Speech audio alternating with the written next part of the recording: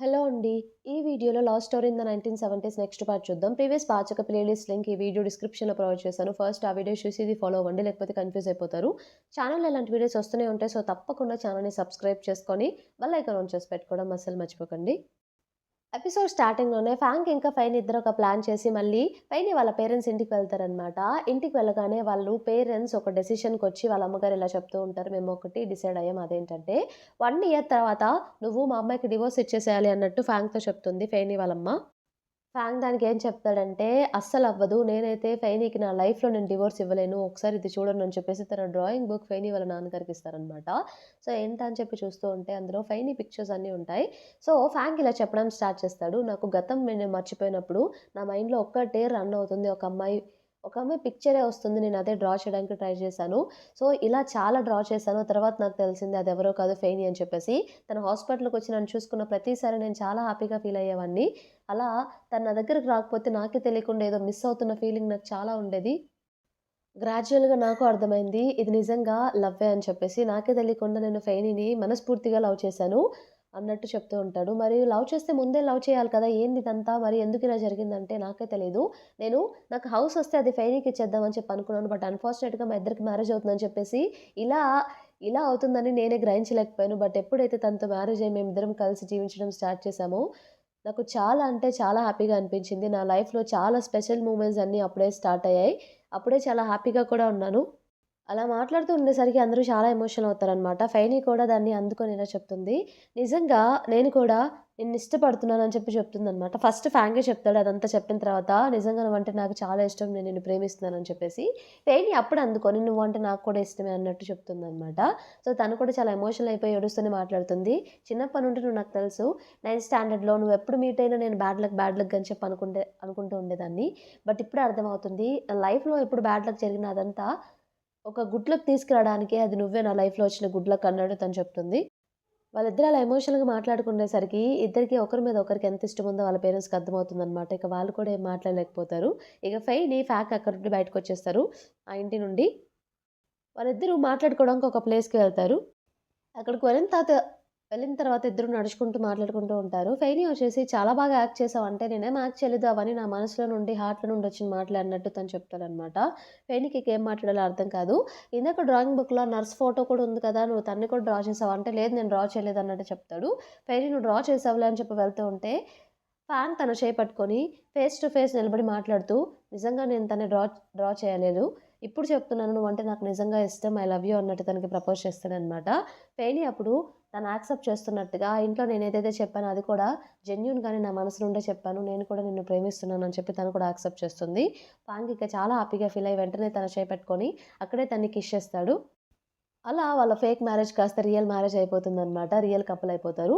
So, ఆ రోజు night ఫెయినీ వాళ్ళ బ్రదర్ వచ్చేసి, "ఏంటి ఇలా ఎమోషనల్‌గా మాట్లాడితే నేను వదిలేస్తా అని చెప్పేసి ఫ్రాంక్ అనుకుంటున్నాడేమో అస్సలు వదిలేది లేదు.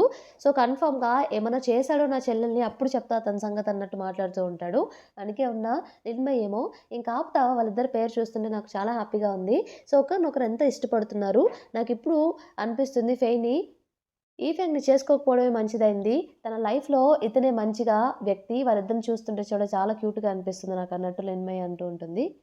మనం రేపు మూవీకి వెళ్దాం అంటే, మూవీకెందుకు డబ్బులు వేస్ట్ అన్నట్టు ఫెయినీ వాళ్ళ బ్రదర్ అంటాడనమాట. అవునా! సరే అయితే వచ్చి ఇక్కడ హాట్ వాటర్ పోయి నేను పెడిక్యూర్ చేసుకోవాలన్నట్టు తనతో హాట్ వాటర్ పోయించుకుంటూ ఉంటుంది. నెక్స్ట్ డే వచ్చేసి ఫాంగ్ వచ్చి ఫెయినీ కోసం ఫ్యాక్టరీ బయట వెయిట్ చేస్తూ ఉంటాడనమాట. ఫెయినీ అప్పుడే పరిగెత్తుకుంటూ వస్తుంది. ఫాంగ్ అంటాడు, "ఎందుకంత కంగారు ఎందుకు పరిగెత్తుకుంటూ వస్తున్నావంటే, నువ్వు మళ్ళీ ఎక్కువ సేపు వెయిట్ చేయాల్సొస్తుందని అందుకే ఫాస్ట్‌గా వచ్చానంటే, చూడు స్వెట్ ఎలా వస్తుందో" అని చెప్పేసి కర్చీఫ్ తీసుకొని ఫెయినీకి స్వెట్ చేస్తూ ఉంటాడనమాట. క్లీన్ చేస్తూ ఉంటాడు. అలాగే ఫెయినీ కూడా అదే చేస్తూ ఉంటుంది ఫాంగ్‌కి. ఇంతలో అక్కడికి ఈఫెంగ్ వచ్చి అప్పుడే సైకిల్ తీసుకొని బయటకొస్తూ ఉంటాడనమాట. ఈఫెంగ్ గర్ల్ ఫ్రెండ్ అయిన లింగి వచ్చి అక్కడే బయట వెయిట్ చేస్తూ ఉంటే, ఈఫెంగ్ తన్ని పట్టించుకోకుండా ఫెయినీని చూసి ముందు ఆగుతాడనమాట. లిని అక్కడికొస్తుంది. "ఏంటి నువ్వు నన్ను పట్టించుకోకుండా వెళ్ళిపోతున్నావంటే" "హా!" అని చెప్పి వాళ్ళకి ఇంట్రడ్యూస్ చేస్తాడు. "ఈమెవరో కాదు నా గర్ల్ ఫ్రెండ్. మేమిద్దరం ఇప్పుడు మూవీకి వెళ్తున్నాము. అయినా తిను యూనివర్సిటీలో చదువుతుంది. ఫెయినీ నువ్వు కూడా వెళ్ళాలనుకుంటున్నావు కదా! సో, తనని సజెషన్స్ అడుగు. తను హెల్ప్ చేస్తుందిలే నీకన్నట్టు చెప్తాడనమాట. అసలు తనకి యూనివర్సిటీలో సీట్ రావడం కారణమే ఫాంగ్. ఫాంగ్ సీటే ఫాంగ్ వెళ్ళకుండా తనకిస్తాడనమాట. సో, ఫెయినీకి అదంతా తెలుసు కాబట్టి ఏం పట్టించుకోదు. సో, ఫాంగ్ ఏం చేస్తాడంటే, "మనం మూవీకి వెళ్ళాలి కదా! టైం అవుతుంది పద" అంటే, నాకు వెళ్ళాలని లేదు" అంటే, ఫ్యాంగ్ ఏమో వెళ్దాం, వెళ్దాం అంటాడనమాట. ఫెయిని సరే నీ ఇష్టం వెళ్దాం అని చెప్పేసి, సరే బాయ్ మాకు మూవీకి టైమ్ అవుతుందన్నట్టు ఏం పట్టనట్టు వాళ్ళ పాటికి వాళ్ళు వెళ్ళిపోతారనమాట. ఈఫెంగ్‌కి ఏం అర్థం కాదు. ఎందుకిలా బిహేవ్ చేస్తున్నారు వీళ్ళన్నట్టు ఈఫెంగ్ అనుకుంటాడు. తనేమో లింగి ఏమో ఏంటి ఈఫెంగ్ ఎందుకిలా బిహేవ్ చేస్తున్నాడని చెప్పేసి వాళ్ళు వెళ్ళిపోగానే లింగి కూడా కోపంగా వెళ్తూ ఉంటుందనమాట. ఈఫెంగ్ సైకిల్ తొక్కుతూ ఏంటి నువ్వు మూవీకి రావా? అంటే నేను రాను అన్నట్టు తను చెప్తుంది. రావా? సరేలే ఎందుకంత కోపంగా ఉన్నావు ఇప్పుడని చెప్పేసి తన పాటికి తను వెళ్ళిపోతాడు. గర్ల్ ఫ్రెండ్ కోపంగా ఉంది. పట్టించుకుందాం ఎందుకు కోపంగా ఉందని ఏం అడగకుండా లింగికి ఇంకా ఇంకా కోపమొస్తుందనమాట. ఏంటి ఇతను అసలు పట్టించుకోవట్లేదని చెప్పేసి. నెక్స్ట్ సీన్‌లో వచ్చేసి లిన్మయి ఉంది కదా! సో, తన హస్బెండ్‌ని అంటే ఫెయిని వాళ్ళ బ్రదర్‌ని మీట్ అవ్వడానికి ఆఫీస్‌కెళ్తుందనమాట. పబ్లిక్ డిపార్ట్‌మెంట్‌లో వర్క్ చేస్తున్నాడు కాబట్టి. అక్కడికి వెళ్లి చూస్తే అతను కనిపించడు. నేను అతని వైఫ్‌ని అతను ఎక్కడున్నాడంటే, ఏమో మాకు తెలీదన్నట్టు ఒకరు, ఇంకొకరేమో అతను లంచ్‌కి వెళ్ళాడు ఇంకా రాలేదంటే, అవునా అని చెప్పేసి తను క్యాంటీన్ వైపు వెళ్తుందనమాట. అక్కడ లోపల సాంగ్స్ వినిపిస్తూ ఉంటాయి. ఎవరియి అని చెప్పేసి, ఏంటి సేమ్ ఇతని గొంతులా ఉందని చెప్పేసి లిన్మయి లోపలికి వెళ్లి చూస్తే అక్కడ కూరగాయలు కట్ చేసుకుంటూ ఉంటారు. లిన్మయి అలా చూసి చాలా కోప్పడుతుంది. సో, లిన్మయిని చూసిన ఫెయినీ బ్రదరొచ్చి "నువ్వేం చేస్తున్నావిక్కడ" అని చేసి "ఎప్పుడొచ్చేసావంటే" "అసలు నువ్వేం చేస్తున్నావిక్కడ? ఎవరు ఈ పని నీతో చేయిస్తుంది? పద నేను గొడవేసుకుంటాను. వాళ్ళంతా తెలుస్తాను" అన్నట్టంటే, "అయ్యో! ఆగు, ఆగు ఎవరు చేయమని చెప్పలేదు. నేనే చేస్తున్నాను వాలంటీర్‌గా ఇక్కడ." "నువ్వు చేయడం ఏంటి? ఏం మాట్లాడుతున్నావు అసల? నువ్వు అక్కడ పబ్లిక్ డిపార్ట్‌మెంట్‌లో వర్క్ చేస్తున్నావు కదా! మరి ఇక్కడేం చేస్తున్నావు నువ్వు? ఇవన్నీ ఎందుకు చేస్తున్నావు నువ్వు?" అవును నిజమే. బట్ అక్కడ నాకు బోర్ కొడుతుంది. ఏమి లేదు ఊరికే టీ తాగడం, సొల్లు కబుర్లు మాట్లాడుకోవడం అంతే అక్కడ పనే ఉండట్లేదు నాకు. అందుకే బోర్ కొట్టి ఇక్కడ నేనే పనెతుక్కొని చేస్తున్నానంటే, ఇదంతా చెయ్యకూడదు నువ్వు. ఏమి ఊరికే కూర్చొని టీ తాగి సొల్లు కబుర్లు చెప్పి రాలేవా జీతం తీసుకొని? ఇవన్నీ ఎందుకు చేస్తున్నావసల? అయినా అలా చేస్తేనే కదా కనెక్షన్స్ నీకు బిల్డ్ అయితాయి. అలాగే నెట్‌వర్క్ కూడా బావుంటుంది నీకు అన్నట్టు తను చెప్తుంది. తనిక కోపంగా వెళ్ళిపోతూ ఉంటే, తిను ఫాలో అయ్యి "ఒక్క నిమిషం ఆగు" అని చెప్పేసి తను ఆగమని చెప్తాడనమాట. "అసలు ఇవన్నీ ఎందుకు చేస్తున్నావు నాకర్థం కావట్లేదు" అని చెప్పి లిన్మయి అంటే, "ఏమి ఇది పని కాదా ఆంటీ? ఇది కూడా పనేగా ఎందుకు దీన్ని ఇలా చూస్తున్నావు?" "ఏదైనా పనే కదా" అంటే, "పనెలా అవుతుంది? పెన్ పట్టుకోవడం, వెజిటబుల్స్ కట్ చేయడం ఇవన్నీ 2 వేరు వేరు పనులు. నీది పెన్ పట్టుకునే పని, వెజిటబుల్స్ కట్ చేయడం తప్పు నువ్విలా చేయకూడదు" అన్నట్టు తను చెప్తుంది. మళ్ళీ చీఫ్ వంక తెలిస్తే ఏమనుకుంటారు? నీకు జాబ్ ఇప్పిచ్చారు. అలాగే నువ్విక్కడ చేస్తున్నావు, అక్కడ సాలరీ తీసుకున్నావు అని చెప్పి ఫ్యాక్టరీ వాళ్ళకి తెలిస్తే నీ గురించి ఏమనుకుంటారంటే, అవును కదా!